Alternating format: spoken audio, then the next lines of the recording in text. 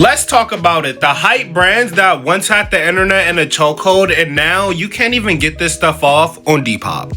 From peak resale gods to bro, just wear something else, let's talk about the hype brands that fell off.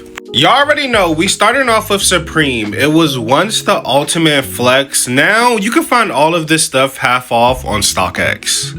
Like, I don't know, y'all, Supreme just fell off. Like, the collabs felt forced, the drops were mid, and people stopped camping out for things. The hype literally just died. It went from counterculture to mall culture. Next up is VLONE. ASAP Bari literally had the definition of streetwear. But the scandals, messy PR, and lack of direction after like Bari's whole allegation thing really ruined the momentum for VLONE. And honestly, the designs didn't really evolve. I feel like this brand was really like the foundation of VLONE was honestly the V shirt. Like, the V shirt was it. They did have cool runway pieces though, I'm not gonna lie. Heron Preston, he had the fashion world watching with his workwear aesthetic, but somewhere after like 2020, the vision really got blurred. It's like the hype wore off, and honestly, the identity got lost when the hype wore off. Y'all already knew this one was coming. Palm Angels. I'm not gonna lie, Palm Angels had the formula low-key. Bold branding, tracksuits, that like edgy look. But they kind of overdid it with too many drops and a whole bunch of random collabs and designs that honestly nobody even asked for. Like the teddy bear shirt? What? Definitely the Hypebeast starter kit. Y'all gonna hate me for this one, but BAPE. Like, y'all, let's be real. BAPE is a legend, but it hasn't been the same since Nigo left. Like, I don't know, y'all, BAPE is just not hitting like this. I know Cardi tried to revive it, but it's just not the same, fam.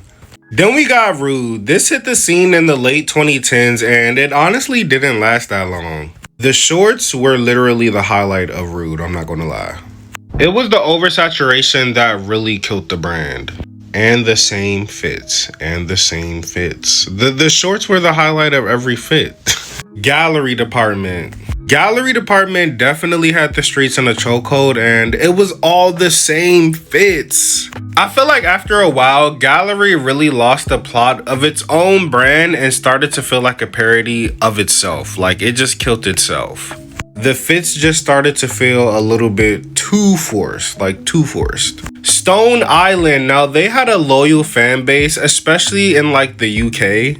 Like, this badge was like equivalent to a Montclair. These coats were like on the same level as well, I guess they still are. And well, Montclair may be like a little bit more expensive, but it was like if you had a Stone Island, it was like you had a Montclair at the time.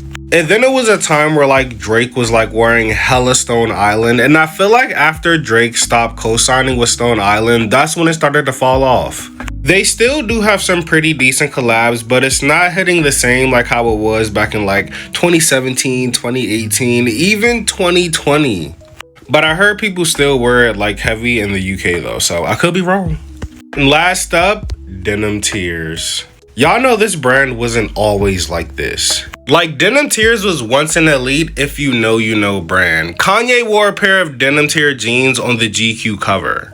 But somewhere down the line, it just became like a meme brand. Like, it really went from the cotton wreath movement to like meme culture, which is crazy because the brand meant a lot. Like, it had a lot of meaning to it. But people just weren't getting it. They was just like, it's a cool thing, so they're gonna wear it. And they wore it to death, I'm not gonna lie. The hype really killed this brand. The hype killed all of these brands on the list. So y'all, here's the key takeaway. Hype is cool, but style is really what lasts you. Like, all these brands had their moment, and some even changed the game. But when you lean too hard on clout and not enough on creativity, your downfall is inevitable.